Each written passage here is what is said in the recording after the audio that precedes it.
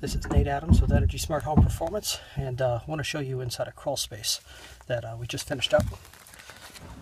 Nearly finished, so you can see on down there, it's a little tiny crawl space. When you get an idea, I just barely fit down here.